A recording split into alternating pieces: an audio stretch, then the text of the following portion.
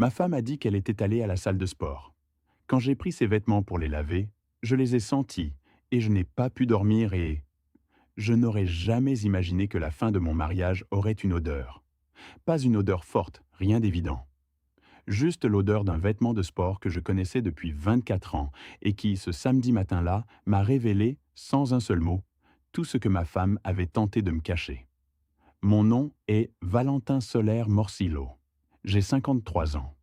Je suis auditeur fiscal depuis 27 ans et j'ai passé toute ma vie professionnelle à apprendre à détecter ce qui ne colle pas, des chiffres qui ne concordent pas, des schémas qui se répètent alors qu'ils ne devraient en pas, de petites incohérences qui, prises séparément, semblent insignifiantes, mais qui, ensemble, racontent une histoire que quelqu'un préférerait ne jamais voir révélée. Au travail, cette capacité m'a valu une carrière. Dans mon mariage, je l'ai laissé en veille trop longtemps, et ce fut peut-être ma seule véritable erreur. Nadia et moi, nous sommes mariés le 12 septembre 1999. J'avais 29 ans, elle en avait 25. Nous nous sommes rencontrés lors d'un dîner d'entreprise auquel aucun de nous deux ne voulait aller, et nous avons passé 3 heures à discuter dans un coin pendant que les autres dansaient. Cette nuit-là, je suis rentré chez moi en pensant avoir rencontré la seule personne avec qui je pouvais rester en silence sans ressentir de gêne. 24 ans plus tard, le silence entre nous était toujours confortable. Du moins, c'est ce que je croyais. Nous vivons à Valence, dans le même appartement que nous avons acheté ensemble en 2003, lorsque notre fille Claudia avait 4 ans et que le monde semblait tourner exactement comme il le devait. Un appartement spacieux, bien orienté, dans un quartier tranquille près du parc de Cabecera. Nous l'avons rénové en 2011. Nous avons changé la cuisine, posé un nouveau revêtement de sol et tout peint en blanc. Nadia a choisi chaque détail. J'ai signé les devis et fait confiance à son jugement, car c'est toujours elle qui avait l'œil pour ces choses, et parce qu'à cette époque, je rentrais tard à la maison, presque tous les jours, et je n'avais pas l'énergie de discuter de Caro. C'est quelque chose que je dois dire dès le début, avant de continuer. Je n'ai pas été un mari parfait. J'ai trop travaillé pendant trop d'années. Il y a eu des périodes où personne ne me parlait de l'école de Claudia et j'écoutais l'esprit encore absorbé par un rapport que je n'avais pas terminé.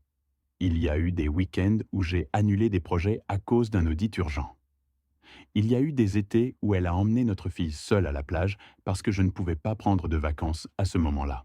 Je ne raconte pas cela pour m'excuser, je le raconte parce que cela fait partie de l'histoire et parce que je crois que la vérité, si elle a de la valeur, doit aussi inclure les parties qui ne nous sont pas favorables. Mais aucune de ces choses ne justifie ce que j'ai découvert. Et je veux que cela soit clair dès maintenant. Le vendredi soir, Nadia est sortie à 20h15. Elle m'a dit la même chose qu'elle me répétait depuis des mois, qu'elle allait à la salle de sport, que Lorraine, son entraîneuse personnelle, avait ouvert un créneau de nuit le vendredi pour les clientes aux horaires compliqués et que c'était parfait pour elle car en semaine, elle avait du mal à s'organiser. J'étais en train de lire dans le salon. J'ai levé les yeux, je lui ai dit que d'accord, qu'elle ne m'attende pas pour dîner si elle avait faim, et je suis retourné à mon livre. Il n'y avait rien d'étrange dans cette conversation, rien qui m'ait alerté. Nadia s'était inscrite à la salle de sport 18 mois auparavant. Et depuis, elle sortait 3 ou 4 fois par semaine avec son sac de sport et revenait le visage rougi et les cheveux attachés. Cela faisait partie de la routine, une partie de plus des mardis et des jeudis, et maintenant aussi des vendredis. Elle est rentrée à 22h20. 2h05 après être partie, elle a franchi la porte avec une énergie que j'ai ressentie depuis le salon. Ce n'est pas facile à décrire. Ce n'était pas seulement qu'elle était contente, c'était une sorte de légèreté, comme si quelque chose en elle avait lâché un poids que j'ignorais qu'elle portait. Ses yeux brillaient. Elle a enlevé sa veste, l'a accrochée au porte-manteau et m'a demandé si j'avais déjà dîné. « Oui, je me suis préparé quelque chose avant », lui ai-je dit. « Tu as faim ?»« Non, non, je vais bien », a-t-elle répondu. Et elle a souri d'une manière que je n'ai pas su interpréter à ce moment-là. Elle est allée directement à la salle de bain. J'ai entendu l'eau de la douche. Je suis resté dans le salon, essayant de terminer le chapitre que je lisais, Mais quelque chose dans ce sourire s'était logé dans un coin de ma tête et ne me laissait pas me concentrer pleinement. Ce n'était pas de la jalousie, pas encore de la suspicion. C'était quelque chose de plus vague, de plus inconfortable, comme quand on examine un bilan et que les chiffres concordent, mais que quelque chose dans le total ne vous convainc pas et que vous ne savez pas encore pourquoi. Je suis allé me coucher avant qu'elle ne sorte de la salle de bain. Quand Nadia s'est couchée, j'avais les yeux fermés. Je n'étais pas endormi, mais je n'ai rien dit. Le lendemain matin, Nadia a dormi tard. Je me suis levé à 7h30, comme toujours. J'ai fait du café et j'ai commencé à ranger la maison. À un moment donné, je suis allé à la salle de bain du couloir pour ramasser le linge sale et le mettre à laver. J'ai soulevé le couvercle du panier.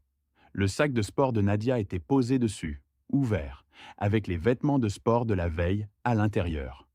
Un t-shirt, un legging et le pantalon de survêtement bleu marine que je lui avais offert l'hiver dernier.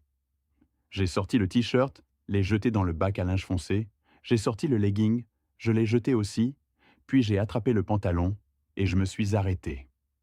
Ce n'était pas une pensée, c'était quelque chose d'antérieur à toute pensée. C'était quelque chose qui s'est produit dans le corps avant que le cerveau n'ait eu le temps de traiter quoi que ce soit. 24 ans de vie commune avec quelqu'un vous apprennent des choses que vous ne savez pas que vous savez. L'odeur des vêtements de Nadia après un vrai entraînement est une odeur concrète, spécifique, que je connais sans y avoir jamais consciemment pensé. Une vraie sueur, le tissu chaud, parfois le déodorant mêlé à l'effort physique, quelque chose de corporel, quelque chose d'honnête. Ce que j'ai senti sur ce pantalon n'était pas cela. C'était propre, trop propre pour 2 heures d'entraînement, avec une trace de quelque chose qui n'était ni de la sueur, ni du déodorant. Quelque chose qui ne devrait pas être là sur ce vêtement. Après cette nuit-là, je suis resté debout dans la salle de bain, le pantalon à la main, pendant un temps que je n'ai pas su mesurer. J'entendais le trafic dans la rue, j'entendais le café encore chaud dans la cuisine, j'entendais ma propre respiration. Mes yeux se sont fixés sans raison sur la fissure du joint entre 2 carreaux, juste au-dessus du robinet du lavabo. Un joint qu'il fallait réparer depuis des mois et qu'aucun de nous deux n'avait encore réparé. Une chose absurde, complètement hors de propos, que mon esprit a choisi de regarder parce qu'il ne pouvait pas encore regarder ce qui était vraiment devant moi. J'ai plié le pantalon lentement, je l'ai remis dans le panier, je suis allé à la fenêtre du salon et je suis resté à regarder la rue sans rien voir en particulier. Le soleil du matin tombait sur les voitures garées. Un homme promenait un chien sur le trottoir d'en face. Tout était exactement comme d'habitude. Et pour la première fois en 24 ans de mariage, je ne savais pas quoi penser de la femme qui dormait dans mon lit. Je ne savais qu'une chose avec une certitude absolue, avec cette froide certitude que l'on acquiert après des décennies à auditer ce que les autres tentent de cacher. Quelque chose ne collait pas. Et quand quelque chose ne colle pas, il y a toujours une raison. Toujours. Il y a une chose que les gens ne comprennent pas dans le travail d'auditeur, c'est qu'il ne s'agit pas de chiffres. Les chiffres ne sont que la surface. Ce que fait un vrai auditeur, c'est lire les comportements, détecter quand quelqu'un agit d'une manière qui ne correspond pas à ce que devrait être sa situation réelle. Apprendre à distinguer l'erreur honnête du mensonge calculé. Cette distinction que j'ai mis des années à affiner au sein d'une entreprise s'est avérée être exactement la même compétence qui m'a plus tard permis de voir ce qui se passait dans ma propre maison. Je suis né à Valence en octobre 1971, le deuxième de 3 frères. Mon père travaillait dans une usine de carreaux à Paternà. Ma mère était employée administrative dans une compagnie d'assurance, une famille de classe moyenne, ce qui à l'époque signifiait avoir suffisamment, mais jamais en abondance. Je me souviens des étés chez mes grands-parents à Alcira, du téléviseur en noir et blanc que mon père a ramené à la maison quand j'avais 5 ans, et plus tard de la première télévision couleur, un appareil énorme qui a occupé le centre du salon pendant des années, comme s'il s'agissait d'un meuble important. Je me souviens aussi de l'expression de mon père quand il rentrait de l'usine pendant les pires mois de la crise pétrolière. L'expression de quelqu'un qui fait des comptes dans sa tête sans arrêt et qui n'y arrive pas. J'ai étudié les sciences économiques à l'Université de Valence. J'ai obtenu ma licence en 1994, en pleine crise, quand trouver un emploi avec un diplôme universitaire était plus difficile qu'il n'y paraît.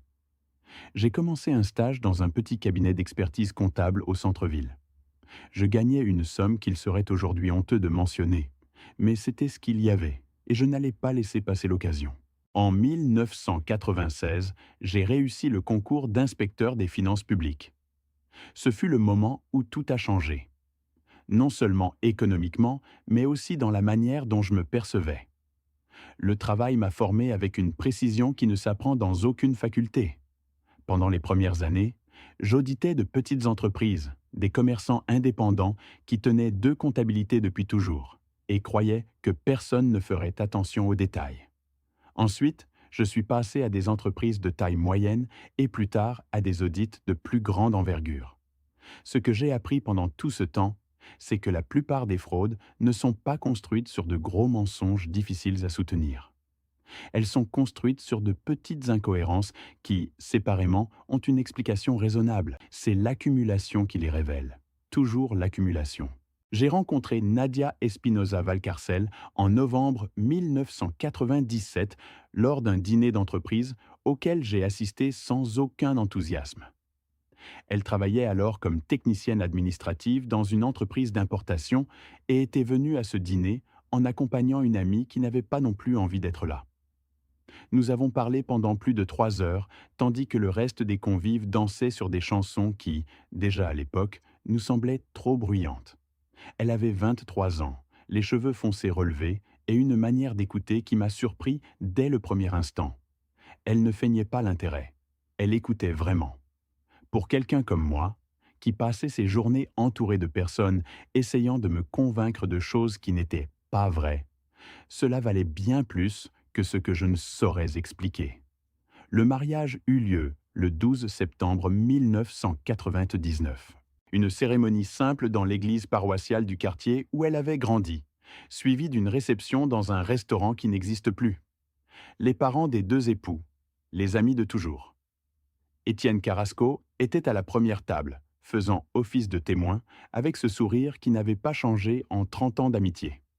Je me souviens que cet après-midi-là, alors que j'attendais à l'hôtel, j'ai pensé que c'était la première décision vraiment importante de ma vie, que je prenais sans y réfléchir à 2 fois, et que cette confiance était exactement ce que l'on devait ressentir quand quelque chose est juste. Les premières années furent bonnes. Nous avons eu Claudia en 1999, 4 mois après le mariage. Nous avons acheté l'appartement en 2003, alors que j'avais déjà une position stable et que le marché n'avait pas encore totalement déraillé. Nadia a quitté son travail à la naissance de Claudia avec l'intention de le reprendre à un moment donné. Mais cela fut repoussé année après année, jusqu'à ce que le sujet ne soit plus abordé. Ce ne fut pas une décision forcée.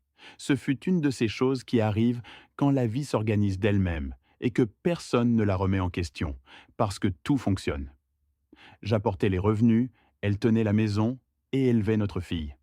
Et pendant longtemps, nous fûmes tous deux raisonnablement heureux dans ce schéma. Mais il y a quelque chose que j'ai appris avec les années, c'est que raisonnablement heureux et véritablement heureux ne sont pas la même chose. La différence entre l'un et l'autre s'élargit lentement, sans que personne ne la nomme, jusqu'à ce qu'un jour l'espace entre les deux soit si vaste qu'il ne peut plus être traversé à pied. J'ai trop travaillé. Ce n'est ni une excuse ni une confession dramatique. C'est un fait. Pendant les années où Claudia grandissait, je rentrais tard la plupart des soirs et passais des week-ends entiers devant des rapports qui ne pouvaient attendre. Il y eut une période entre 2007 et 2010, en pleine crise financière, où la charge de travail était si intense que je suis rentré un jour et ma fille m'a demandé si j'allais rester dîner, comme si ma présence à table était une exception et non une habitude. Cela m'a frappé.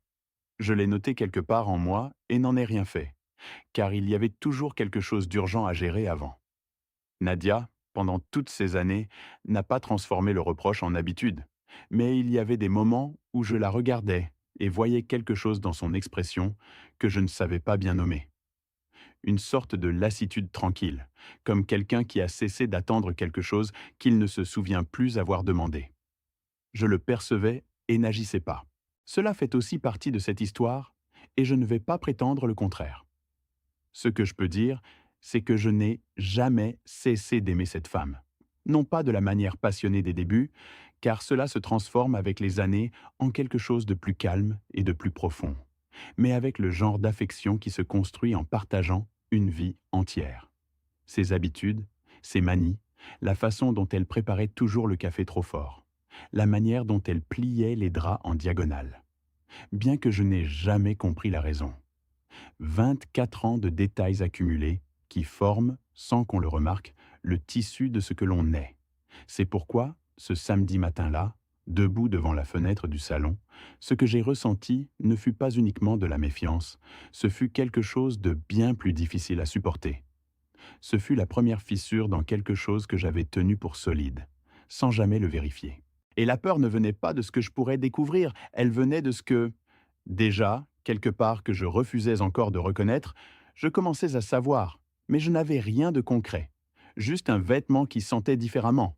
Et cela, pour un auditeur fiscal avec 27 ans de carrière, n'était pas suffisant. Pas encore. La première nuit, je n'ai pas dormi du tout. Je suis resté au lit, les yeux ouverts, fixant le plafond, écoutant la respiration tranquille de Nadia à mes côtés et pensant que l'être humain est capable de se construire une certitude à partir de presque rien. Une odeur, un sourire, l'éclat dans des yeux que l'on connaît depuis 24 ans. Ce n'était pas suffisant pour accuser qui que ce soit, mais c'était suffisant pour que le sommeil devienne impossible. La deuxième nuit non plus. Je me suis levé à 3 heures du matin, je suis allé à la cuisine, je me suis servi un verre d'eau que je n'ai pas bu, et je suis resté assis sur la chaise de la salle à manger pendant plus d'une heure sans allumer aucune lumière. Dans l'obscurité, l'esprit travaille différemment. Il n'analyse pas, il se souvient. Et ce que cette obscurité me ramenait, image par image, sans que je le lui demande, c'était un catalogue de petites choses des 2 derniers mois que j'avais enregistrés sans les traiter, archivés dans un tiroir interne auquel je n'étais jamais retourné. La première chose fut le téléphone. Nadia avait toujours laissé son téléphone portable sur la table du salon, écran vers le haut, sans aucune préoccupation particulière. C'était si habituel que je ne le remarquais même pas. Mais à un certain moment, ces dernières semaines, cela avait changé. Le téléphone était désormais toujours écran vers le bas, ou dans son sac, ou en charge dans la chambre avec l'écran contre la table de chevet. Ce n'était pas quelque chose que j'avais consciemment détecté à l'époque. Mais cette nuit-là, dans la cuisine obscure, je m'en suis souvenu avec une précision qui m'a surpris moi-même. La première fois que je l'ai vu retourner sur la table, c'était un mardi. Il y avait une émission de télévision que nous avions l'habitude de regarder tous les deux, et Nadia a reçu un message.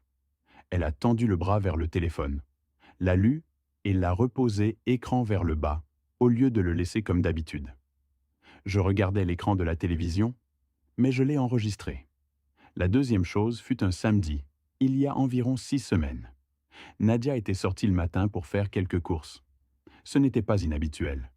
Ce qui me parut différent, maintenant que j'y pensais, fut l'heure à laquelle elle était rentrée. Il était plus de 14 heures, alors qu'elle était partie à 10 heures, soit presque 4 heures, pour des courses qui lui prenaient normalement 1 heure et demie. Elle est arrivée avec 2 petits sacs du supermarché, m'a donné un baiser rapide sur la joue et est allée directement à la cuisine pour ranger les affaires. Je travaillais sur l'ordinateur et je n'y avais pas prêté attention. Je lui ai demandé si tout allait bien. Elle a répondu que oui, qu'elle avait rencontré une voisine et qu'elles avaient repris un café. Cela m'avait semblé raisonnable. Je l'avais accepté sans plus. Maintenant, dans l'obscurité de cette salle à manger, cette explication avait un autre poids. La troisième chose était plus difficile à cerner, car ce n'était pas un fait concret, mais un changement de ton. Depuis la fin septembre environ, Nadia était différente. Pas de manière dramatique ou frappante, simplement plus animée, plus attentive à son apparence, plus soigneuse avec les vêtements qu'elle choisissait pour sortir, même pour des occasions quotidiennes. Elle avait repris l'habitude de se parfumer quotidiennement, quelque chose qu'elle avait abandonné pendant des années sans que je le remarque ni le commente. Et il y avait dans son humeur générale une sorte d'énergie nouvelle, comme quelqu'un qui a quelque chose qui l'enthousiasme et ne le mentionne pas. Je l'avais interprété comme le résultat de l'exercice. Je lui avais même dit à un moment donné que je trouvais maintenant amer de me souvenir que la salle de sport lui faisait du bien, qu'on la sentait plus vitale. Elle avait souri et dit que oui, qu'elle avait besoin de ce temps pour elle et je l'avais laissé là, satisfait d'avoir fait le commentaire juste, sans aller plus loin. La troisième nuit fut la pire.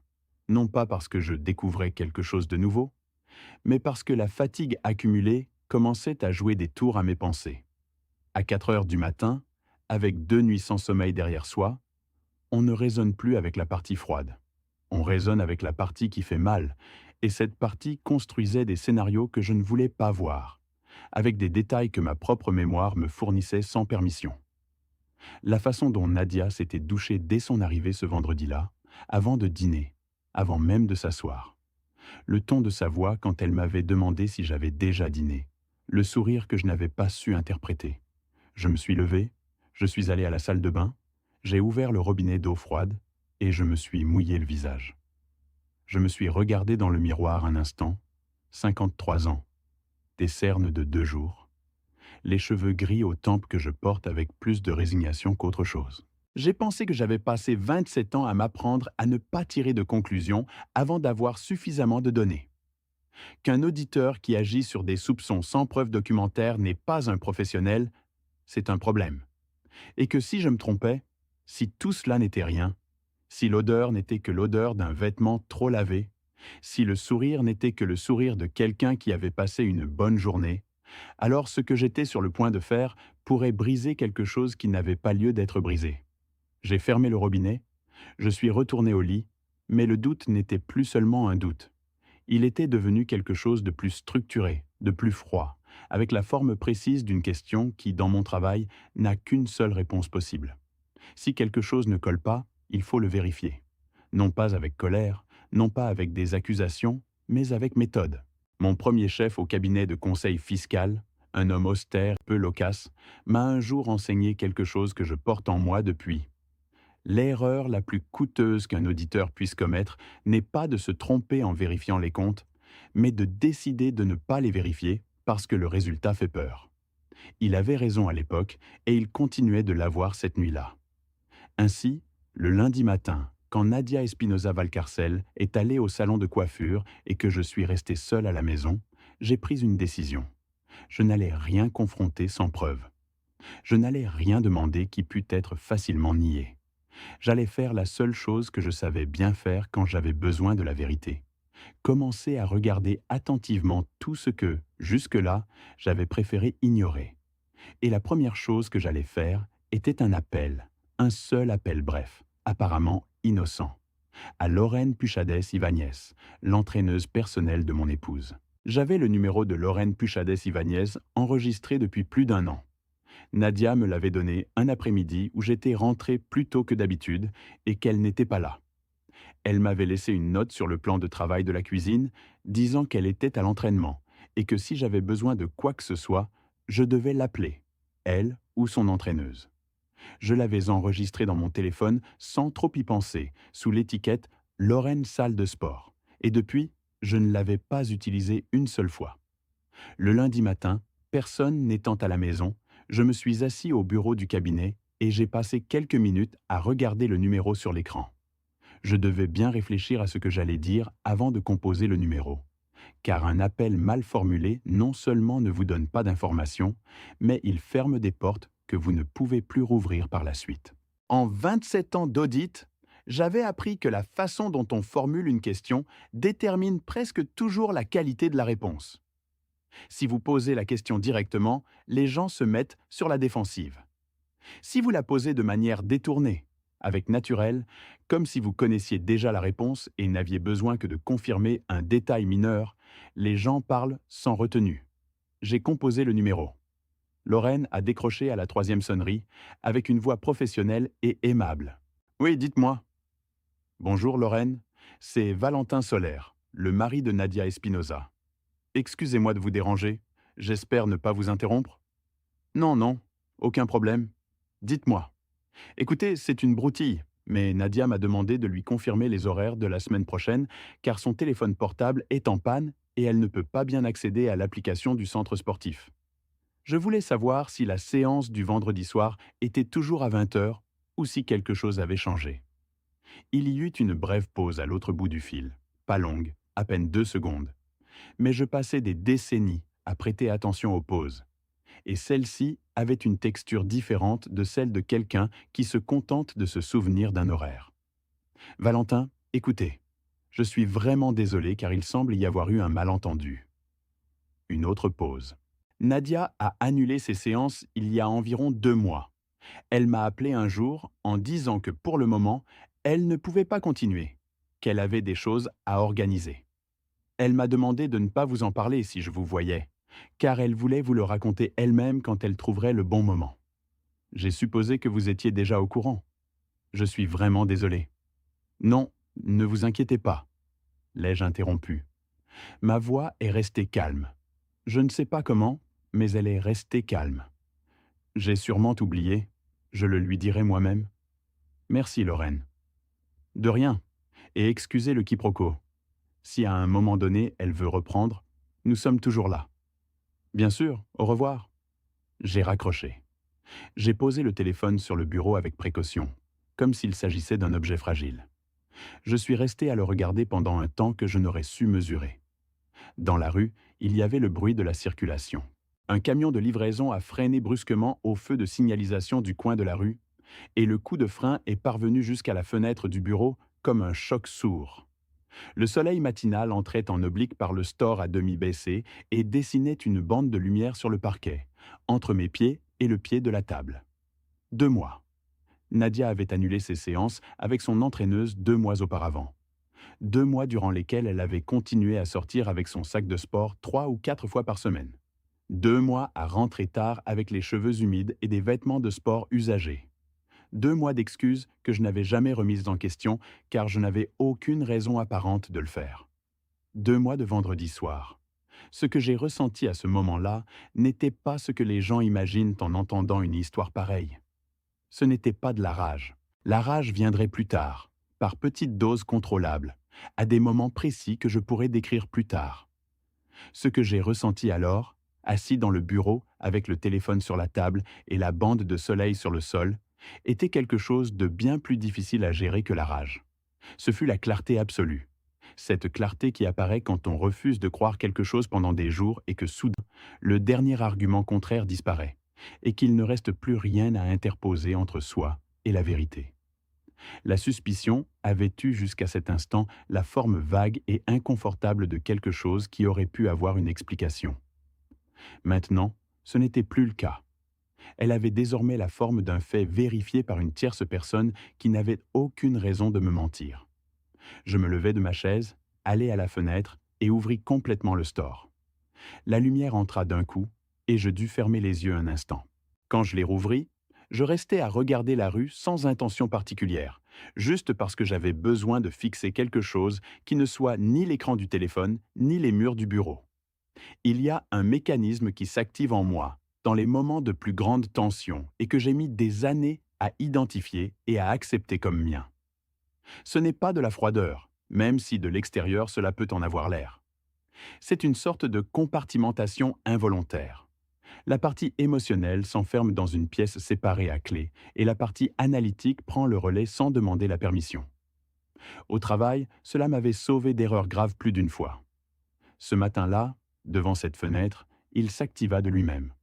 Ce dont j'avais besoin maintenant, ce n'était ni de pleurer, ni de confronter, ni de détruire quoi que ce soit. Ce dont j'avais besoin, c'était exactement la même chose que ce dont j'avais besoin au début de toute vérification complexe. Savoir précisément l'étendue du problème avant de bouger le moindre pion. Une accusation sans preuve documentaire n'est pas justice, c'est du bruit. Et le bruit, dans ces situations, ne sert qu'à celui qui a quelque chose à cacher. Si Nadia utilisait depuis 2 mois ses sorties à la salle de sport comme couverture, il y avait bien plus que je devais savoir. Quand cela avait-il réellement commencé? Avec qui? Combien de fois? S'il y avait de l'argent en jeu? S'il y avait quelqu'un d'autre qui savait et s'était tu? Cette dernière possibilité me retint un instant plus longtemps que prévu. Quelqu'un d'autre qui savait. Je l'écartai pour le moment, non pas parce qu'elle ne me pesait pas, mais parce qu'il était trop tôt pour en arriver là. D'abord les faits vérifiables, d'abord la structure du problème, ensuite les détails qui blessent d'une autre manière. Je retournai au bureau. J'ouvris le tiroir où je range un carnet à feuilles quadrillées que j'utilise pour mes schémas de travail. J'arrachai une feuille vierge. J'y notai la date dans le coin supérieur droit. Lundi. En dessous, j'écrivis la seule chose que j'avais confirmée jusqu'à ce moment-là par une source externe. Plan d'entraînement annulé il y a 2 mois. Demande explicite de silence envers le mari. En dessous de cela, j'écrivis 3 mots qui, dans mon travail, servent de point de départ à toute enquête. Quoi? Quand? Qui? Puis je rangeai le carnet. Cet après-midi-là, j'appelai Étienne Carrasco, non pas pour me défouler, car ce n'est pas mon genre et il le sait. Je l'appelais parce qu'Étienne avait vécu quelque chose de similaire 7 ans auparavant, et parce que, une fois ce processus terminé, il m'avait donné le nom d'un professionnel en qui il avait confiance. À ce moment-là, je n'avais pas cru que j'aurais un jour besoin de lui. Je m'étais trompé. Étienne Carrasco Montes et moi nous connaissions depuis la première année d'université. Nous étions 2 jeunes hommes issus de familles modestes dans une faculté où la moitié des étudiants arrivaient en voiture et l'autre moitié en bus. Et cela, même si nous ne l'avons jamais dit à voix haute, fut suffisant pour nous retrouver dès le début du même côté de quelque chose. 32 ans d'amitié, cela compte beaucoup. Cela permet de savoir quand l'autre a besoin qu'on lui parle et quand il a besoin qu'on l'écoute, de reconnaître dans le ton d'un appel ce qui n'est pas dit. Quand je l'appelai ce lundi après-midi-là, il décrocha à la 2e sonnerie. Valentin, qu'est-ce qui se passe? Ce n'était pas une question. C'était la manière dont Étienne disait qu'il savait déjà que quelque chose n'allait pas avant même que j'ouvre la bouche. Je lui dis que j'avais besoin de le voir, que ce n'était pas urgent dans le sens où personne n'était en danger, mais que j'avais vraiment besoin de parler à quelqu'un ce soir-là, si possible. Il me dit qu'il était libre à partir de 8h30. Nous nous donnâmes rendez-vous au bar de Siampre, un petit endroit dans le quartier de Roussafa, que nous fréquentions depuis plus de 20 ans, avec des tables en bois sombre et un propriétaire qui ne nous demandait plus ce que nous allions prendre parce qu'il le savait par cœur. J'arrivai avant lui, commandai 2 cafés et m'assis à la table du fond, la plus isolée, celle que nous choisissions toujours lorsque la conversation devait être de celles qui n'ont pas besoin de public. Étienne arriva 10 minutes plus tard, son manteau encore sur le dos. Il s'assit en face de moi et, avant que je ne dise quoi que ce soit, il me regarda avec cette attention directe qui lui est propre et qui est parfois inconfortable précisément parce qu'elle ne laisse aucune place au détour. Raconte-moi. Je lui racontai tout. Depuis le samedi matin avec les vêtements dans le panier, les 3 nuits sans dormir, les détails qui avaient émergé de ma mémoire, l'appel à Lorraine, ce que Lorraine avait dit. Je parlais pendant près de 40 minutes sans qu'il m'interrompe une seule fois, ce qui, pour quelqu'un d'aussi prompt à donner son avis qu'Étienne, est un signe sans équivoque qu'il prend quelque chose au sérieux. Quand j'eus terminé, il resta un moment à fixer sa tasse de café.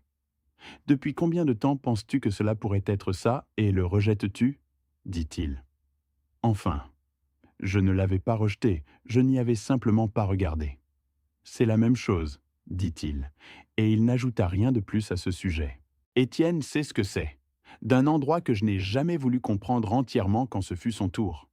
Il y a 7 ans, sa femme de l'époque, Pilar, avait mis fin à ses jours d'une manière qui laissa Étienne avec une fille de 12 ans, une hypothèque et le genre de blessure qui ne se referme jamais complètement, mais que l'on apprend à supporter avec le temps. J'étais à ses côtés pendant ce processus. Je l'ai accompagné au tribunal 2 fois. Je l'ai écouté les nuits où il m'appelait sans préavis. Et j'ai été témoin de la façon dont un homme que je croyais connaître parfaitement a subi une transformation qui l'a laissé différent. Plus calme à certains égards, plus distant à d'autres, avec une manière d'évaluer les gens qu'il n'avait pas auparavant et qui fait maintenant partie de ce qu'il est. Je n'aurais jamais pensé qu'un jour, je serais assis à sa place. Il y a un homme, dit Étienne en posant sa tasse sur la table. Il s'appelle Rodrigue Altamira Fuentes. Il a 47 ans. Il a été inspecteur de la garde civile pendant 16 ans, spécialisé dans l'enquête patrimoniale et la filature. Il travaille à son compte depuis 7 ans. Je l'ai engagé parce qu'il est méthodique, discret et qu'il n'exagère pas les résultats pour gonfler ses honoraires. Ce qu'il trouve, il le documente. Ce qu'il ne trouve pas, il vous le dit sans anesthésie. Il exerce toujours. J'ai parlé avec lui il y a 3 mois pour une autre affaire. Il continue. Je lui ai demandé s'il pouvait m'accompagner à la première réunion. non pas parce que j'avais besoin d'un tuteur, mais parce qu'Étienne était déjà passé par ce processus et connaissait le protocole. Et je ne voulais pas aborder cette conversation sans savoir exactement ce qui pouvait être demandé et quelles étaient les limites légales. Il a acquiescé sans hésiter. Nous avons appelé Rodrigue Altamira, depuis le bar, le soir même. Il a décroché à la première sonnerie d'une voix sereine et sans trace de contrariété due à l'heure tardive. Étienne lui a expliqué en 2 phrases qui j'étais et quelle était la situation générale. Rodrigue a écouté, a posé 2 questions précises sur la durée approximative de la suspicion et s'il y avait des biens en commun, et a dit qu'il pouvait nous recevoir le lendemain à 17 heures dans son bureau du centre-ville. Le lendemain, je suis allé avec Étienne. Le bureau de Rodrigue Altamira se trouvait dans un immeuble discret de la rue Colomb, au 2e étage, sans aucune enseigne sur la porte, à l'exception d'un numéro et de ses initiales. La pièce était petite et fonctionnelle. Une table, 3 chaises, une étagère avec des dossiers classés par couleur et une fenêtre dont le store était baissé aux 3/4, laissant entrer juste assez de lumière pour travailler sans que l'on puisse bien voir de l'extérieur. Rodrigue était un homme de corpulence moyenne, aux cheveux poivre et sel, coupés très courts, avec de grandes mains immobiles qui ne bougeaient pas quand il parlait. Il dégageait le genre de calme qui n'est pas de l'indifférence, mais une concentration soutenue. Il s'est présenté, nous a offert de l'eau et a ouvert un bloc-notes vierge. Racontez-moi depuis le début, avec les dates si vous les avez. Je lui ai raconté la même chose que j'avais raconté à Étienne, mais cette fois d'une autre manière, sans la charge émotionnelle de la veille au soir, avec la structure de quelqu'un qui expose un problème technique. Les dates, les faits observés, l'appel à Lorraine, la réponse littérale qu'elle m'avait donnée. Rodrigue prenait des notes sans lever les yeux, d'une écriture petite et régulière. Quand j'eus terminé, il a relu ce qu'il avait noté pendant un instant. Avez-vous un compte bancaire joint? Oui, depuis le mariage. J'ai aussi un compte professionnel séparé, mais toutes les dépenses du ménage passent par le compte joint. Avez-vous un accès habituel au mouvement de ce compte? J'ai l'application sur mon téléphone portable, je la consulte régulièrement pour contrôler les dépenses courantes, mais pas à la loupe. Je fais confiance au fait que les débits sont ce qu'ils semblent être. Rodrigue a acquiescé lentement. Cela peut être pertinent. Il y a des situations où ce type d'activité génère un modèle de dépense qui ne correspond pas aux habitudes habituelles de la personne. Pas toujours, mais fréquemment. Et il m'a dit que son travail consisterait en 3 axes parallèles. Le suivi des déplacements pendant une période convenue, l'examen de l'environnement de la personne investiguée pour identifier des liens non déclarés et l'analyse de toute documentation que je pourrais lui fournir concernant les mouvements financiers récents. Il m'a expliqué avec précision ce qui était légal et ce qui ne l'était pas, où se trouvaient les limites et quel type de matériel pouvait être utilisé dans une procédure judiciaire si cela en arrivait là. Il n'a porté aucun jugement sur la situation, n'a offert aucun réconfort. Il a parlé en tant que technicien et c'était exactement ce dont j'avais besoin. Ses honoraires étaient de 90 € par heure de travail effectif, avec un budget initial fixe pour les 10 premiers jours. Je lui ai remis une avance en espèces avant de partir. Dans la rue, Étienne et moi avons marché un demi-pâté de maison en silence avant qu'il ne dise quoi que ce soit. Le plus difficile n'est pas ce que vous allez découvrir, dit-il. Le plus difficile, c'est le temps qui s'écoule avant que vous ne sachiez tout. Ces semaines où vous devez continuer à vivre comme si de rien n'était pendant que l'enquête progresse. Je l'ai regardé.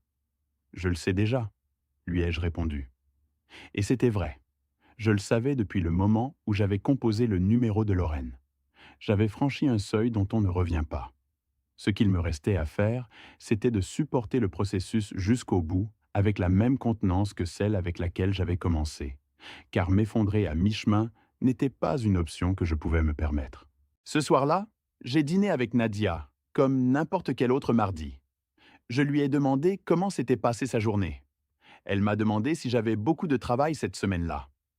Nous avons parlé du temps qu'il faisait, d'une fuite à vérifier sur le toit du garage, de rien d'important. Et j'ai souri aux moments opportuns. J'ai répondu ce qui était attendu et à aucun moment je n'ai laissé transparaître quoi que ce soit de ce que je ressentais. 27 ans d'audit m'avaient aussi appris cela. Les 10 jours suivants furent les plus étranges que j'ai vécus depuis longtemps. Non pas à cause de ce qui se passait à l'extérieur, mais à cause de ce qui se passait à l'intérieur. La vie extérieure continuait avec une normalité presque offensante. Le travail, les repas, les conversations de table, les émissions de télévision que personne ne regardait le soir pendant que je faisais semblant de lire. Tout était pareil, tout exactement comme avant. Et pourtant, sous cette surface intacte, quelque chose s'était déplacé de manière irréversible, comme lorsqu'une poutre invisible mais essentielle bouge dans la structure d'un bâtiment. Rodrigue m'avait demandé de ne modifier aucune habitude, ni les miennes, ni celles de Nadia, de ne pas poser de questions inhabituelles, de ne pas consulter son téléphone, de ne rien changer à la routine du foyer. Son argument était technique et d'une logique imparable. Toute variation dans le comportement du conjoint soupçonneux peut alerter la personne investiguée et modifier ses schémas, ce qui complique le travail de documentation. Je l'ai parfaitement compris. Le mettre en pratique fut une autre affaire. Il y eut un après-midi, le 5e jour, où Nadia sortit pour ce qu'elle disait être un rendez-vous avec une amie. Elle prit son sac, enfila sa veste et, avant de partir, se retourna à la porte du salon pour me dire de ne pas l'attendre si elle rentrait tard. Elle sourit. Je lui ai dit d'accord, de bien s'amuser. Elle ferma la porte. Je suis resté assis sur le canapé pendant plusieurs minutes, incapable de faire autre chose que d'écouter le silence de l'appartement. Cette nuit-là, je n'ai pas dîné. J'ai fait chauffer de l'eau pour une infusion que je n'ai pas bue, et je suis resté dans le bureau à examiner des dossiers de travail jusqu'après minuit. Non pas par précipitation, mais parce que j'avais besoin que mon esprit ait quelque chose de concret à quoi se raccrocher. Rodrigue appela le 11e jour à 18h15, avec une ponctualité qui m'indiquait qu'il avait des résultats. Il me demanda si je pouvais passer à son bureau le lendemain à 17h. Je lui ai dit oui. Cette nuit-là, j'ai moins dormi que n'importe quel autre depuis le début de tout cela. Pas exactement par anxiété. C'était quelque chose de plus proche de ce que je ressens avant de présenter les résultats d'un audit important. L'attention particulière de celui qui sait que le lendemain, il devra regarder une vérité complète en face, sans possibilité de détourner le regard. Je suis arrivé au bureau de Rodrigue 5 minutes avant l'heure. Il avait déjà sur la table une chemise de couleur bleu foncé, fermée, avec mon nom écrit sur la couverture au marqueur noir. Il me désigna la chaise, s'assit en face de moi et n'ouvrit pas la chemise immédiatement. Avant que vous ne voyiez le contenu, dit-il, je veux vous expliquer ce que j'ai trouvé et comment c'est organisé. Il y a des choses qui sont difficiles à lire, peu importe à quel point on pense être préparé.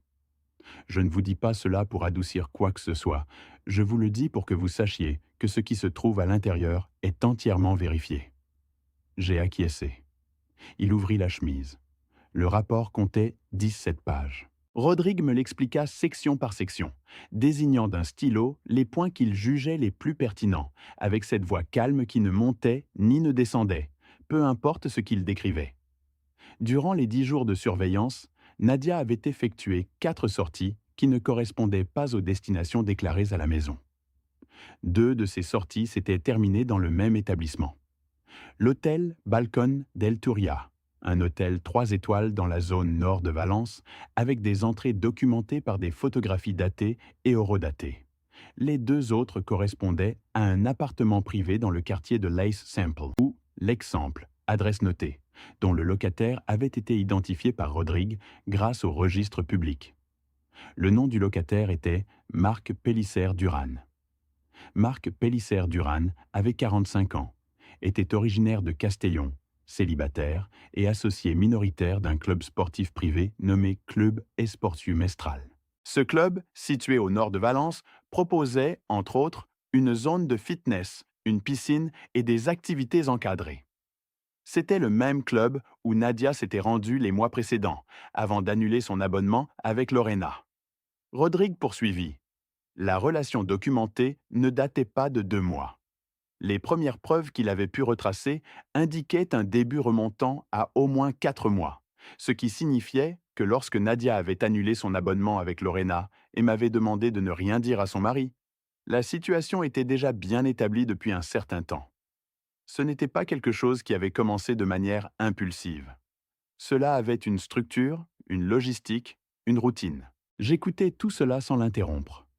J'avais les mains posées sur mes cuisses, immobile, avec cette immobilité qui n'est pas le calme, mais la retenue. Rodrigue le remarqua, mais ne fit aucun commentaire à ce sujet. Il continua. La dernière section du rapport était celle à laquelle je ne m'attendais pas. Du moins, pas avec une telle clarté. À partir des relevés que je lui avais moi-même fournis de notre compte joint, Rodrigue avait détecté un schéma de mouvement qu'il décrivit comme des retraits fractionnés de montants variables à intervalles irréguliers. 16 retraits au distributeur automatique au cours des 4 derniers mois et demi, tous compris entre 80 et 220 euros, à des heures et dans des distributeurs différents, sans aucun schéma apparent permettant de les identifier comme des dépenses ménagères habituelles. Le montant total accumulé s'élevait à 3 240 euros. Quand je lus cela, quelque chose s'assembla en moi d'une manière que seul quelqu'un ayant passé des années dans une salle d'audit peut comprendre. Ce schéma exact, le fractionnement délibéré pour éviter qu'une dépense importante n'attire l'attention, était une technique que j'avais vue appliquée des dizaines de fois dans des entreprises qui tentaient de dissimuler des détournements de fonds, non pas avec des montants importants qui déclenchent l'alarme, mais avec de petites sommes, distribuées, espacées, des sommes qui, prises séparément, avaient une explication raisonnable. Ensemble, elles racontaient une autre histoire. Nadia avait financé, du moins en partie, tout cela avec l'argent de notre compte commun. Je refermais le dossier avec précaution, le posais sur la table et regardais Rodrigue. Y a-t-il autre chose qui ne figure pas dans le rapport? Il y a quelque chose qui figure dans le rapport, mais que je souhaite mentionner verbalement, dit-il. Il y a des enregistrements de communication entre le téléphone de Madame Espinosa et un autre numéro qui appartient à sa fille, Claudia Soler. Ils sont fréquents, certains à des heures qui coïncident avec les sorties documentées. Je n'ai pas accès au contenu de ces messages, ce qui nécessiterait une autorisation judiciaire, mais la fréquence et le schéma temporel sont suffisamment frappants pour que je juge pertinent de le mentionner. Je restai silencieux pendant plusieurs secondes. Claudia. Ce n'était pas la première fois que ce nom apparaissait dans les méandres de cette affaire. Il y avait eu un après-midi, quelques semaines auparavant, où j'avais appelé ma fille pour déjeuner le week-end, et elle m'avait dit qu'elle ne pouvait pas, qu'elle avait un engagement avec des amis. Nadia, qui était dans la cuisine, sortit dans le couloir à ce moment-là, et je lui dis que c'était Claudia. Elle ne posa aucune question, se contentant de retourner à la cuisine. Une réaction complètement neutre qui, à ce moment-là, m'avait semblé normale, et qui maintenant, avec le rapport de Rodrigue sous les yeux, prenait une toute autre tournure. Je rangeais cette pensée là où se trouvaient les autres que je ne pouvais pas encore entièrement assimiler. Je demandai à Rodrigue quel pas il recommandait à partir de ce moment. Il me dit que la première chose à faire était de parler à un avocat spécialisé en droit de la famille avant de prendre toute décision, afin de connaître précisément le cadre légal dans lequel je me trouvais. Il me donna le nom d'une avocate de sa confiance, Carmen Dabo-Rubert, 43 ans. Spécialiste en séparation et en liquidation de régime matrimonial avec un cabinet rue Georges et Juan. Je sortis du bâtiment, le dossier bleu sous le bras. Dehors, il faisait froid. Un vent sec du nord qui souffle à Valence en novembre et qui s'insinue par le col du manteau, même si on le porte bien fermé. Je m'arrêtai un instant sur le trottoir, sans direction précise. 4 mois, 3 240 euros. Un homme avec un nom et un prénom, une adresse vérifiée, et la possibilité, encore non confirmée mais déjà ancrée en moi, que quelqu'un d'autre dans ma famille ait pu savoir tout cela et ait choisi de ne rien me dire, pesait lourdement. Je me mis en marche vers le parking. Ce que j'avais découvert en ouvrant ce dossier n'était la fin de rien. C'était, comme je le savais bien par mon métier, le moment où une enquête cesse d'être une simple suspicion pour devenir un dossier. Et un dossier n'a qu'une seule direction possible, vers l'avant. Il y a une différence entre les choses qui font mal et celles qui changent quelque chose de manière permanente. La trahison de Nadia faisait mal. C'était une douleur réelle, physique, presque avec un poids concret que je portais dans ma poitrine depuis ce samedi matin devant le panier à linge. Mais c'était une douleur qui avait, au moins, une forme reconnaissable.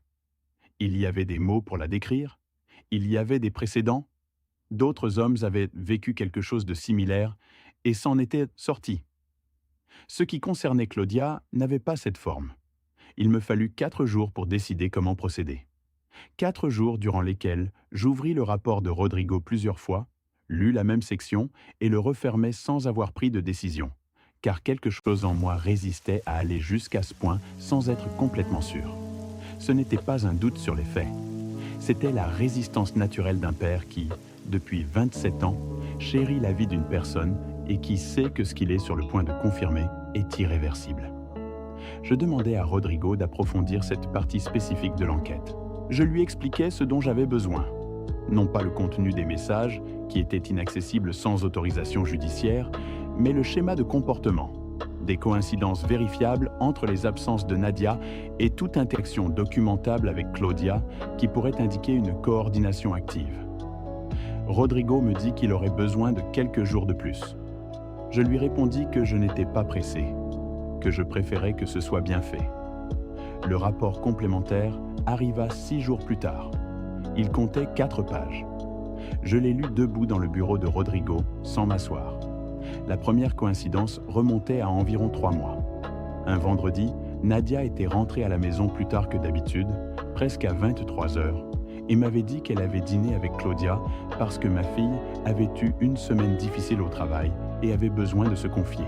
Je m'en souvenais parfaitement, car ce soir-là, j'avais moi-même appelé Claudia en milieu d'après-midi pour lui demander si elle voulait que nous nous voyions ce week-end. Et elle m'avait répondu qu'elle était très occupée et qu'il valait mieux remettre cela à plus tard. 2 heures plus tard, selon Nadia, elle dînait avec elle. À ce moment-là, je l'avais accepté sans poser de questions. Il m'avait semblé que Claudia avait simplement eu besoin de sa mère ce soir-là, ce qui était parfaitement raisonnable. Maintenant, avec le rapport sous les yeux, le relevé de carte de crédit de Nadia pour cette nuit-là montrait bien un paiement dans un restaurant. Oui, mais dans un quartier de la ville situé à 20 minutes de l'appartement de Claudia et à 10 minutes de l'appartement de Marcos Pellicer à Léample. La deuxième coïncidence était plus directe et plus difficile à lire. 2 mois auparavant, un samedi après-midi, j'avais appelé Claudia parce que je ne trouvais personne et que son téléphone ne captait pas. Claudia répondit aussitôt d'une voix parfaitement calme et me dit « Elle est ici avec moi, papa. Son portable a dû se décharger. Je l'ai à côté de moi. Tu as besoin de quelque chose d'urgent ?» Je lui répondis que non, que je voulais juste savoir où elle était. Claudia me dit de ne pas m'inquiéter, qu'elle serait à la maison dans quelques heures. Nadia arriva ce soir-là à 19h30. Rodrigo avait recoupé cette information avec les relevés de déplacement qu'il avait de la période de surveillance. La localisation approximative du téléphone de Nadia ce samedi-là, triangulée via les antennes relais auxquelles il s'était connecté, ne correspondait pas au quartier de Claudia. Elle correspondait à la zone nord de la ville, aux abords de l'hôtel Balcón del Turia. Claudia m'avait menti directement lors d'un appel téléphonique, sans hésitation, avec une désinvolture que l'on n'acquiert qu'à force de pratiquer. Je refermai le rapport. Il existe un type de silence qui n'est pas l'absence de son, mais l'absence de pensée. C'est ce qui m'habita durant les minutes qui suivirent. Pas encore de rage, pas de larmes, juste un vide étrange. Comme lorsque l'un des piliers d'un calcul structurel s'avère être une donnée incorrecte et que toute l'architecture construite dessus doit être refaite à partir de zéro.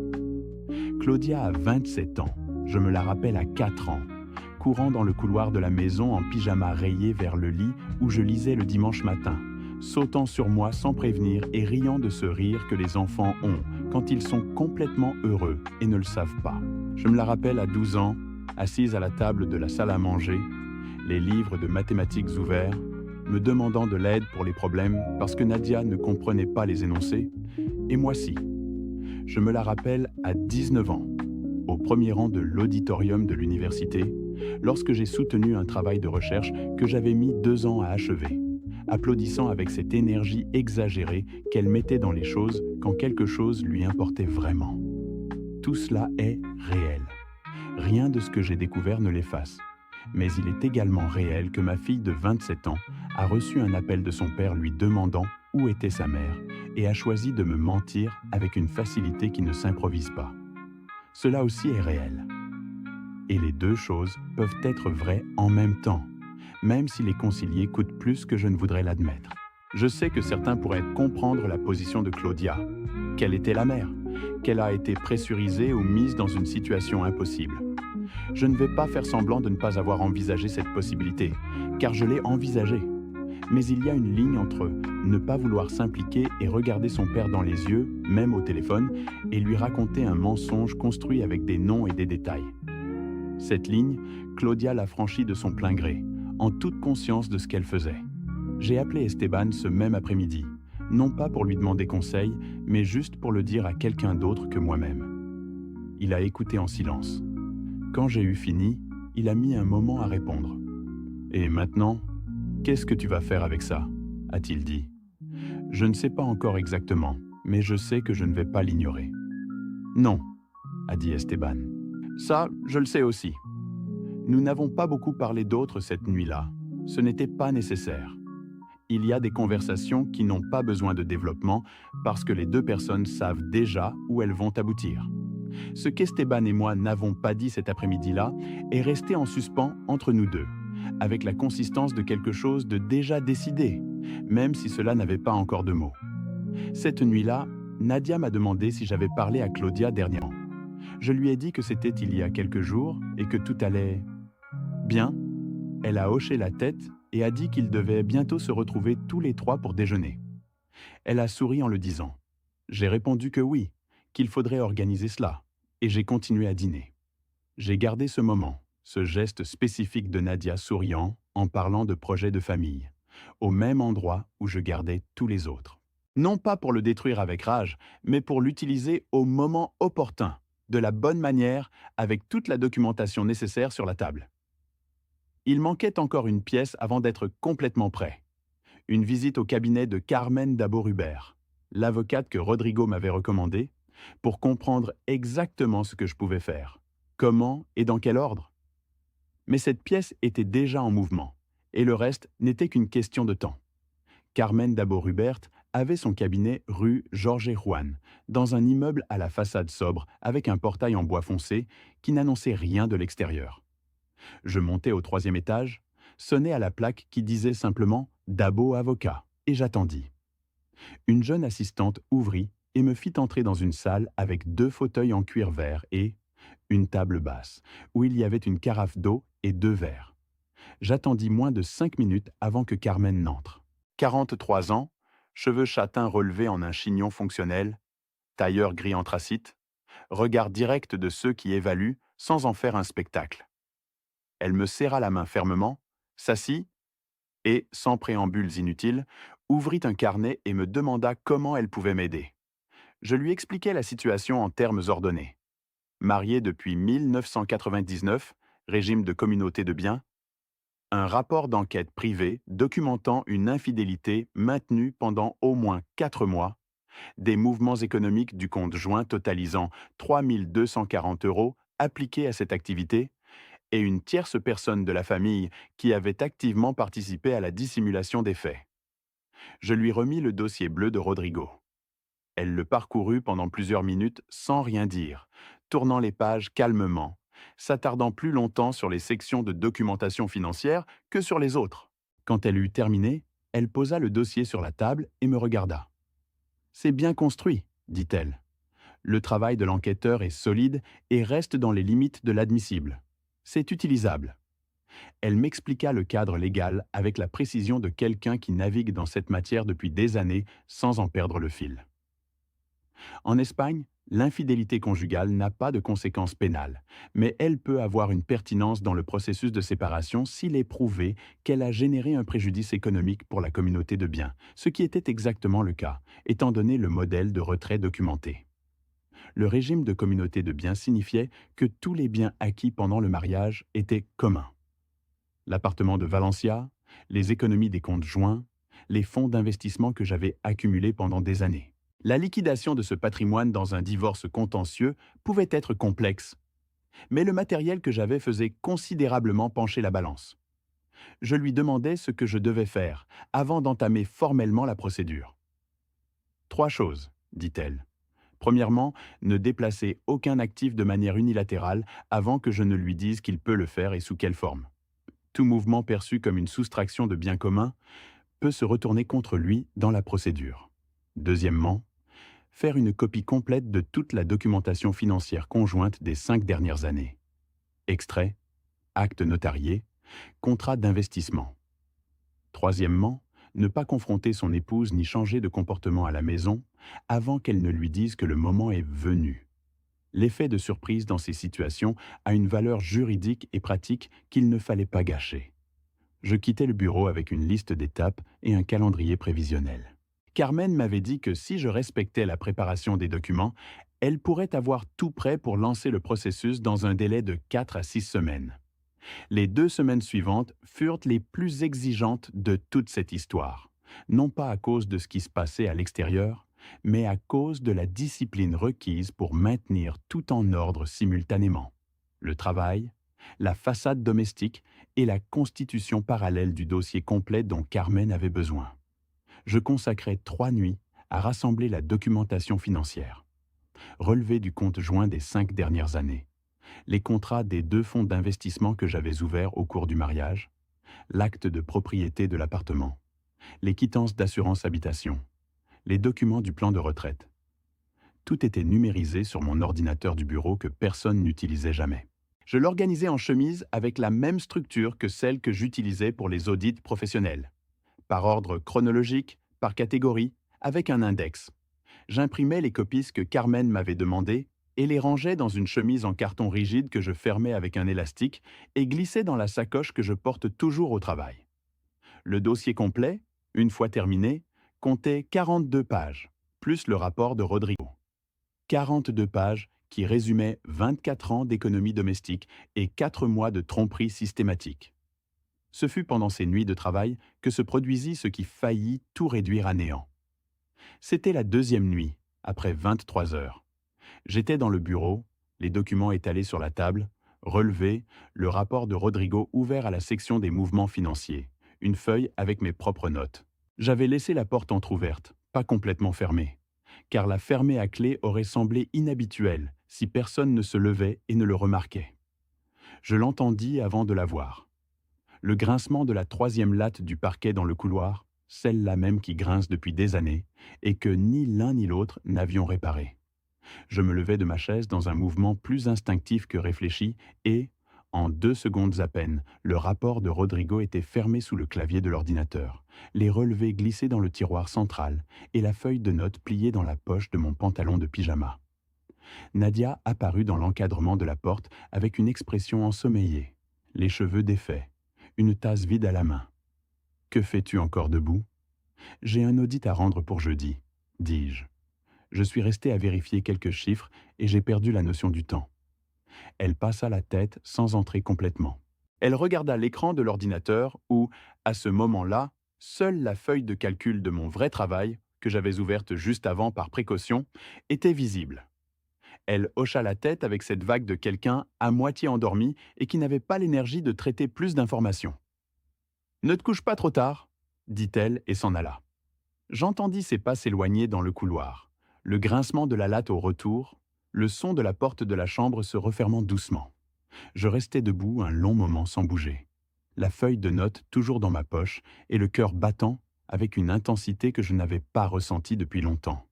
Cette sorte de tension qui apparaît lorsque le corps traite rétrospectivement le danger qui vient de passer. Ce n'était pas de la peur exactement, c'était la prise de conscience soudaine et très physique de ce qui était en jeu. Des semaines de travail, un processus légal méticuleusement préparé. Le seul avantage réel que j'avais dans tout cela, qui était le facteur de surprise que Carmen m'avait dit de ne pas gâcher, si personne n'était entré 2 minutes plus tôt. Je me rassis, sortis la feuille de ma poche, la dépliai lentement. Je restai un long moment sans rien faire, regardant les chiffres que j'avais notés, pensant qu'à parfois, la différence entre le succès et l'échec total est aussi minime que le grincement d'une latte de bois dans le couloir que personne n'a réparé. Le lendemain, j'appelai Carmen pour l'informer que la documentation était complète. Elle me dit que nous fixions un 2e rendez-vous pour la semaine suivante et qu'elle arriverait avec la requête en séparation rédigée en brouillon pour ma révision. Je lui dis que j'étais d'accord. Je raccrochai. Je rangeais la chemise en carton dans ma sacoche avec le même soin que l'on accorde à quelque chose que l'on ne peut se permettre de perdre. Dehors, dans la rue, novembre avançait avec ce froid sec et pur que connaît Valencia quand l'été n'est plus qu'un lointain souvenir. La ville continuait de fonctionner avec une indifférence totale à ce qui se passait au troisième étage d'un appartement de la zone du parc de Cabecera, où un homme de 53 ans pliait une feuille de notes et décidait qu'il était prêt. La deuxième réunion avec Carmen Dabo dura presque 2 heures. Je suis arrivé avec le dossier de documentation complet. Elle est arrivée avec le projet de demande de séparation et une liste de décisions qui nécessitaient ma confirmation avant de procéder. Nous nous sommes assis face à face dans son bureau de la rue Jorge Juan, les documents étalés entre nous deux, et avons passé en revue chaque point avec la méthodologie ordonnée que nous appliquions tous deux par instinct aux problèmes complexes, pour des raisons différentes. Le régime matrimonial, les biens communs accumulés pendant 24 ans, l'évaluation actualisée de l'appartement de Valencia, les fonds d'investissement, le plan de retraite. Carmen avait préparé un tableau de répartition provisoire qui reflétait ce qui revenait à chaque partie selon la loi, en tenant compte de la documentation des mouvements financiers irréguliers du compte joint. Ce n'était pas un montant qui changerait la vie de quiconque, mais cela établissait un précédent juridique important. Le préjudice économique à la communauté de biens était avéré, et cela pesait lourd dans la négociation. Je l'ai interrogé sur les délais. Carmen m'a expliqué qu'une fois la demande déposée, Nadia recevrait la notification par l'intermédiaire du tribunal et aurait un délai pour répondre. Sa recommandation était de la présenter de manière à ne pas lui laisser de marge de réaction avant que le processus ne soit formellement engagé. La manière la plus propre de procéder était de la convoquer sous un autre prétexte à une réunion où je serais déjà présent avec elle et les documents, afin que la notification ne la prenne pas seule et en position de faire quelque chose d'impulsif avec les actifs communs avant que le tribunal ne les bloque à titre conservatoire. Le prétexte que Carmen proposa était simple et entièrement crédible. Une révision de documentation patrimoniale de routine que le mari devait signer avec son conjoint à la demande de l'établissement bancaire. Nadia n'avait aucune raison de se douter de quoi que ce soit concernant une telle gestion. Je signais régulièrement des documents liés au travail et elle n'avait jamais montré d'intérêt particulier pour les détails administratifs de notre économie domestique. J'ai clos cette réunion avec une date convenue, 3 semaines à compter de ce lundi-là. Un temps suffisant pour que Carmen termine la documentation légale, pour que je puisse effectuer les derniers mouvements qu'elle m'avait autorisés sur les fonds d'investissement individuels qui étaient uniquement à mon nom, et pour que Rodrigo achève une dernière tâche que je lui avais confiée cette même semaine, préparer une copie du rapport à envoyer au conseil administratif du club Esportium Mestral au moment que j'indiquerai, sans anticipation, sans filtre, au moment exact où je le dirai. Ces 3 semaines furent différentes de tout ce qui avait précédé. La première phase, depuis que j'avais senti ses vêtements jusqu'à la complétion du dossier, avait été active. Appel, réunion, documents, décision. Cette phase était différente. Cette phase était de l'attente pure. Et l'attente, quand on porte en soi quelque chose de cette ampleur, a une manière particulière d'épuiser qui ne ressemble à rien d'autre. La routine domestique se poursuivait avec une normalité qui, à d'autres moments, aurait été réconfortante et qui avait maintenant quelque chose d'absurde. Les petits déjeuners, les journaux télévisés du soir, les conversations sur la nécessité de changer le robinet de la salle de bain, ou s'il tiendrait une saison de plus. Nadia continuait de sortir certains vendredis. Je continuais de lui dire que j'étais d'accord. Elle continuait de revenir avec cette légèreté que je connaissais déjà de l'autre côté et qui maintenant ne me causait pas exactement de douleur, mais plutôt quelque chose s'apparentant à la distance clinique avec laquelle on observe un phénomène que l'on a déjà classifié et catalogué. Il y eut une nuit, la 2e semaine, où Nadia mit à la télévision un film que nous avions vu ensemble des années auparavant, à une autre époque. Un de ces films sans grande prétention que nous étions allés voir au cinéma un samedi d'hiver quand Claudia était petite et était restée chez les grands-parents. Je me souviens que cet après-midi-là, il avait un peu neigé, chose rare à Valencia, et que nous étions sortis du cinéma, les revers de nos manteaux relevés, et avions ri de quelque chose dont je ne me souviens plus très bien. Nadia s'installa confortablement sur le canapé avec une couverture et me regarda. « Tu le regardais avec moi? Je me suis assis à ses côtés, j'ai regardé le film, je n'ai rien dit de ce que je taisais depuis des semaines, et à la fin, quand les crédits défilaient à l'écran, elle s'est endormie, la tête légèrement inclinée vers son côté du canapé, avec cette respiration tranquille de toujours. Je l'ai regardée un instant. Il y a quelque chose que je n'ai pas encore raconté parce que j'ai eu du mal à trouver la manière de le faire sans que cela ne sonne comme ce que ce n'est pas. Pendant ces 24 ans, Nadia ne fut pas seulement la femme qui m'a trahi. Elle fut aussi la personne qui fut à mes côtés quand mon père est mort en 2012 et qui, pendant des semaines, s'est levée avant moi pour que le café soit prêt quand je descendais. Elle fut la personne qui lut tous les rapports des cas les plus difficiles de ma carrière quand j'avais besoin de réfléchir à voix haute et qu'il n'y avait personne d'autre. Elle fut la personne qui, parmi des centaines de décisions quotidiennes au fil des ans, choisit de rester. Cela aussi est réel.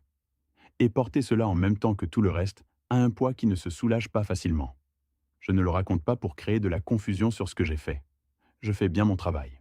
Je le raconte parce que cette histoire manquerait d'honnêteté si je présentais Nadia uniquement comme l'antagoniste d'un dossier judiciaire. Elle fut une personne réelle, avec 24 ans d'histoire partagée, qui prit des décisions que je ne peux accepter. Les deux choses coexistent, et les maintenir ensemble sans que l'une n'annule l'autre est peut-être le plus difficile de tout ce que j'ai vécu pendant ces semaines. J'ai appelé Étienne un jeudi après-midi depuis la voiture garée devant le travail avant de monter. J'ai une date, lui ai-je dit. 2 semaines. Il y eut un bref silence à l'autre bout du fil. Tu vas bien? Oui, bien sûr, lui ai-je répondu avec plus de conviction que je n'en avais à ce moment-là. Non pas que je veuille le tromper, mais parce que le dire à voix haute, même avec une demi-vérité, aide à ce que cela devienne un peu plus réel. Souviens-toi de ce que je t'ai dit Étienne. Un auditeur ne présente rien avant d'avoir tout catalogué. J'ai déjà tout. Alors c'est fait, dit-il. Ce qui reste n'est qu'une formalité. J'ai raccroché. Je suis resté un instant dans la voiture, les mains sur le volant et le regard sur le pare-brise, où les arbres du trottoir projetaient de longues ombres de novembre sur le capot de la voiture. Un froid vif, une journée complètement ordinaire pour tout le monde, sauf pour moi. Je suis monté au travail. Ce qu'Étienne ne savait pas, parce que je ne le lui avais pas encore dit, c'est que Rodrigue avait déjà préparé l'enveloppe pour le conseil du club Esportium Estral avec toute la documentation nécessaire. Copie du rapport, date vérifiée, registre des accès à l'appartement de la Chemple. Suffisant pour que Marc Pélissère-Duran doive donner des explications dans le seul environnement où sa position comptait vraiment. Celui de ses associés, sa réputation professionnelle, le petit monde où il avait construit son image pendant des années. Ce n'était pas une plainte pénale, c'était quelque chose de plus précis que cela. C'était remettre chaque chose à sa place d'origine. L'enveloppe partirait le jour même de la confrontation, ni avant ni après. Il restait 14 jours.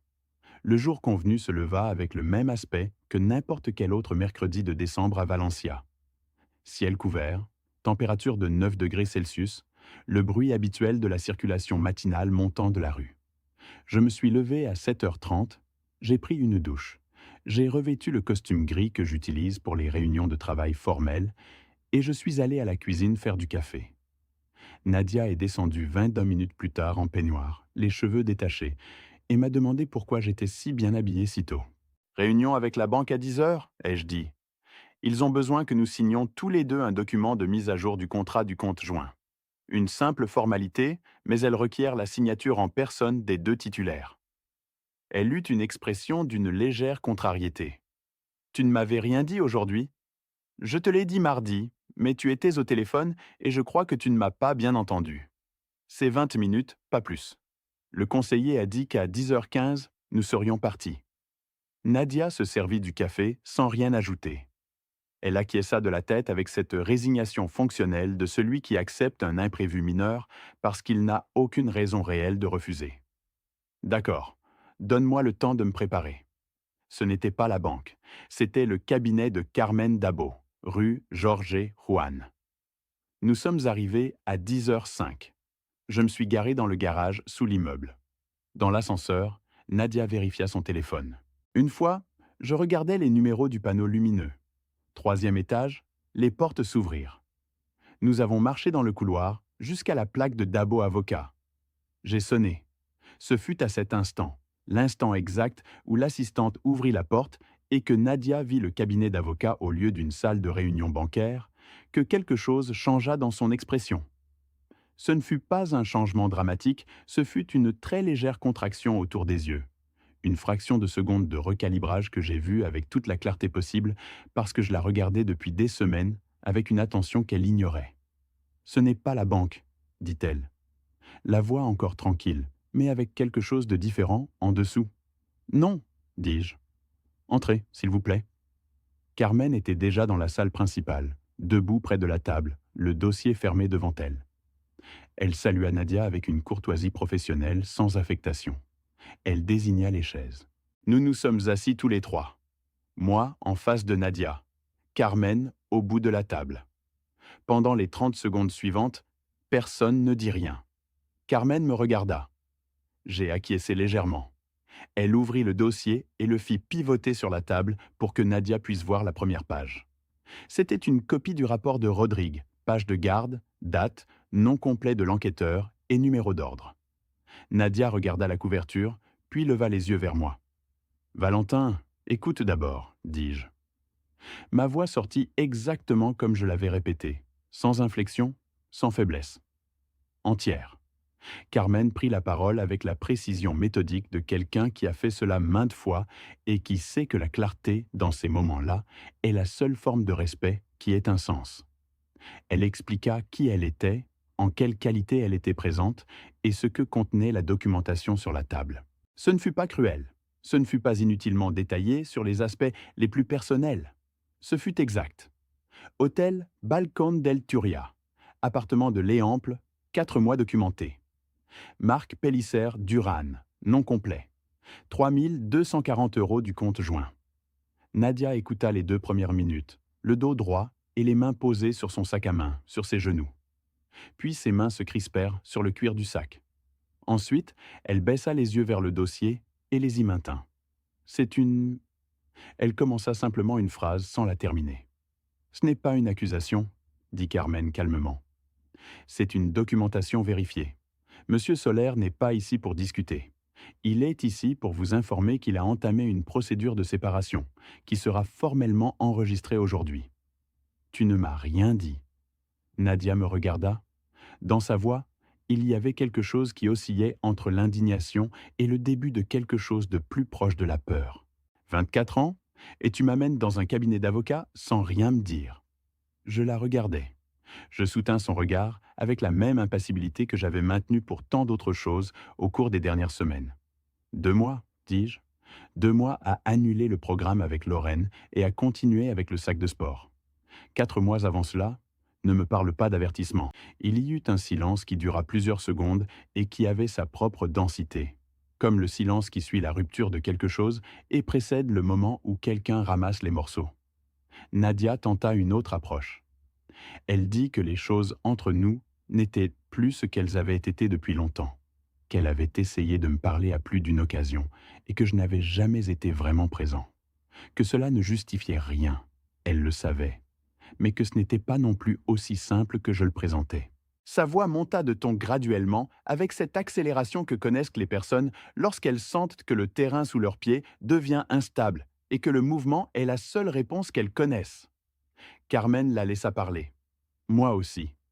Quand Nadia eut terminé, Carmen dit avec la même voix que d'habitude. Tout ce que vous souhaitez exprimer aura sa place dans la procédure.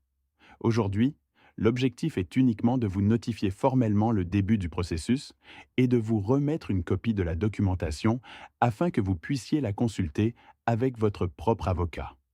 Nadia me regarda de nouveau. Maintenant, l'indignation avait presque entièrement cédé. Ce qui restait dans son expression était quelque chose de plus difficile à supporter de l'autre côté, un mélange de confusion véritable et la reconnaissance qui arrivait lentement, mais arrivait, que tout ce qu'elle avait cru contrôler ne l'était plus depuis des semaines. « Depuis combien de temps le sais-tu » dit-elle, presque à voix basse. « Assez longtemps pour bien faire les choses » répondis-je. Il n'y avait pas de rage dans ma voix. Il n'y avait pas non plus de satisfaction. Il n'y avait que le calme de celui qui a terminé un long travail et l'a terminé correctement. Carmen continua avec les documents. Nadia les reçut. Elle les regarda sans vraiment les lire et les rangea dans son sac à main d'un mouvement mécanique. Quand elle se leva pour partir, elle se retourna une fois à la porte avec une expression que je ne sus pas entièrement classer. Ce n'était pas seulement de la peine, c'était quelque chose de plus proche de la perplexité de quelqu'un qui sous-estime une personne depuis longtemps et découvre trop tard que cette personne le savait. Elle sortit sans rien dire de plus. Je restai un instant assis, les mains immobiles sur la table. Carmen ramassa les documents en silence, les ordonna, les rangea dans le dossier avec ses mouvements précis et sans hâte qui la caractérisent. Ça s'est bien passé, dit-elle. Oui, répondis-je. Je sortis du bâtiment 21 minutes plus tard. Dans la rue, le froid de décembre était direct et sans concession. Je sortis mon téléphone et envoyai un message d'un seul mot à Rodrigue. Maintenant, ce fut le moment où l'enveloppe scellée que Rodrigue avait préparée pour le conseil administratif du club Esportium Estral partit par courrier recommandé vers l'adresse sociale du club. À l'intérieur, une copie du rapport, des dates vérifiées, un registre des accès à l'appartement de Léample, le nom complet de Marc Pélissère-Duran, sans commentaire additionnel, sans signature au-delà de l'adresse de l'expéditeur du cabinet de Carmen Dabo, ce qui conférait à l'envoi un caractère formel qu'une enveloppe anonyme n'aurait jamais eu. Marc Pélissère n'allait faire face à aucune procédure pénale, mais il allait devoir s'asseoir devant ses associés avec cette documentation sur la table. Et dans l'environnement restreint et fermé d'un club privé, où la réputation fait partie du capital social de chaque membre, cela a un coût que l'argent ne répare pas. Chaque chose à sa place. Je marchais jusqu'à la voiture sans hâte. La journée restait grise et froide et tout à fait ordinaire pour le reste du monde.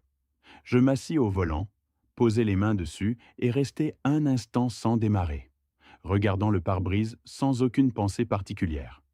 Puis je démarrai et allai au travail.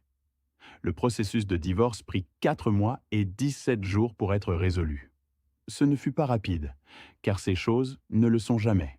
Mais ce ne fut pas non plus le processus long et épuisant parfois décrit lorsque les deux parties arrivent sans documentation ni clarté. Carmen avait préparé chaque élément avec une telle précision que la marge de manœuvre de l'autre partie était étroite dès le début. Nadia engagea un avocat. Il y eut 2 réunions de négociation. Et finalement, la liquidation de la communauté de biens fut conclue selon les termes que Carmen avait envisagés depuis ce premier après-midi dans son bureau. L'appartement de Valence fut mis en vente d'un commun accord, la moitié de la valeur d'expertise pour chaque partie, une fois l'hypothèque résiduelle annulée. Les fonds d'investissement conjoints furent divisés à parts égales, selon l'acte notarié. Les 3 240 € des mouvements fractionnés furent enregistrés dans l'accord comme préjudice économique avéré à la communauté de biens avec la compensation correspondante.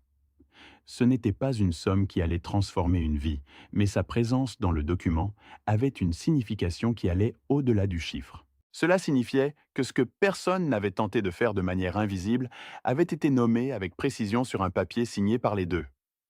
Je déménageais dans un appartement en location dans le quartier de Benimaclet au début de l'année. Un appartement au 2e étage avec de la lumière naturelle le matin, 2 chambres, une petite cuisine que j'appris à utiliser de manière que je n'avais pas eu besoin d'apprendre en 24 ans. Ce n'était pas un endroit triste, c'était un endroit nouveau, ce qui est différent, même si au début la différence n'est pas toujours évidente. Les premiers jours dans cet appartement furent étranges d'une manière que je n'avais pas entièrement anticipée, non pas exactement par l'absence de quelqu'un, mais par le silence distinct d'un espace qui n'appartient qu'à vous. Un silence sans négociation, sans le bruit de fond d'une autre vie parallèle à la vôtre. Il me fallut quelques semaines pour cesser de le ressentir comme un vide et commencer à le ressentir pour ce qu'il était, un espace. L'affaire de Claudia se régla, ou plutôt s'établit d'une manière qui n'eut ni scène ni confrontation. Je ne l'appelais pas pour lui expliquer ce que j'avais découvert. Je ne lui demandais pas de compte par téléphone, ni ne lui écrivis de lettres. Je cessai simplement d'être disponible de la manière dont j'avais toujours été. Les appels auxquels je répondais auparavant immédiatement commencèrent à être répondus des heures plus tard par des réponses brèves. Les propositions de repas se diluèrent dans des agendas qui ne concordaient jamais, sans cri, sans ultimatum, sans le genre de scène qu'il aurait été facile d'ignorer ou de recadrer comme la réaction excessive d'un père blessé. Claudia appela 3 fois le premier mois. La première pour demander comment j'allais. La deuxième pour dire qu'il lui semblait que nous devions parler. La troisième avec une voix qui avait quelque chose de différent, quelque chose de plus proche de la reconnaissance de ce qui se passait réellement. Je lui dis que j'allais bien, que j'étais occupé, que nous trouverions un moment. Il n'y eut pas de moment. Ce n'est pas quelque chose que j'ai fait avec froideur, ni avec l'intention de punir. J'y ai pensé maintes fois. J'y pense toujours. Et chaque fois j'arrive au même point. Claudia a 27 ans. Ce n'était pas une petite fille sans discernement.